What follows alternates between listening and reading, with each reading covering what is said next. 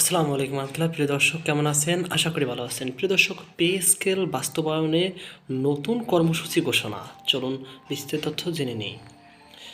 প্রিয় দর্শক, নবম জাতীয় বেতন কাঠামোর পে স্কেল প্রজ্ঞাপন জারি ও জ্বালানি উপদেষ্টার সাম্প্রতিক বক্তব্য প্রত্যাহারের দাবিতে বিক্ষোভ কর্মসূচি ঘোষণা করেছে এমপিওভুক্ত শিক্ষা জাতীয়করণ প্রত্যাশী জোট। বৃহস্পতিবার 29 জানুয়ারি দেশের সব এমপিওভুক্ত শিক্ষা প্রতিষ্ঠানে বিক্ষোভ এবং 30 জানুয়ারি জাতীয় প্রেস ক্লাবের সামনে সমাবেশ অংশ নেওয়ার জন্য শিক্ষক ও কর্মচারীদের প্রতি আহ্বান জানানো হয়েছে।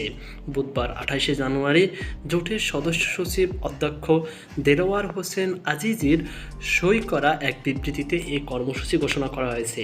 এতে বলা হয়, জাতীয় বেতন কমিশন 2025 গঠনের পর দফায় দফায় দ্রব্যমূল্য বেড়েছে। নবম পে স্কেলের প্রজ্ঞাপন জারি না হলে সরকারি কর্মচারীদের পক্ষে পরিবার নিয়ে বেঁচে থাকা কঠিন হবে। পে স্কেল জারি না করলে কমিশন গঠন করে রাষ্ট্রীয় অর্থের অপচয় কেন হলো? দাবি আদায় ঐক্য পরিষদ 28 ও 29 জানুয়ারি সকল সরকারি আধা সরকারি স্বায়ত্তশাসিত অফিসে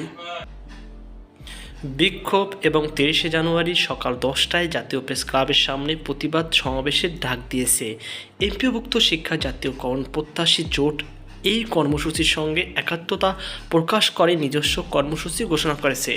বিবৃতিতে জানানো হয়, জোটের নেতাদের সবার সিদ্ধান্ত 29 জানুয়ারি দেশের সব এমপিওভুক্ত শিক্ষা প্রতিষ্ঠানে বিক্ষোভ কর্মসূচি পালনের সিদ্ধান্ত নেওয়া হয়েছে। একই সঙ্গে 30 জানুয়ারি জাতীয় প্রেস ক্লাবের প্রতিবাদ সমাবেশ এমপিওভুক্ত শিক্ষক কর্মচারীদের ব্যাপকভাবে অংশগ্রহণ আহ্বান জানানো হয়েছে। এছাড়া আগামী 4 ফেব্রুয়ারির মধ্যে নবম পে স্কেলের প্রজ্ঞাপন জারি না হলে 5 ফেব্রুয়ারি সারা দেশের সব জেলায় মানববন্ধন কর্মসূচি পালন করা হবে বলে জানানো হয়েছে।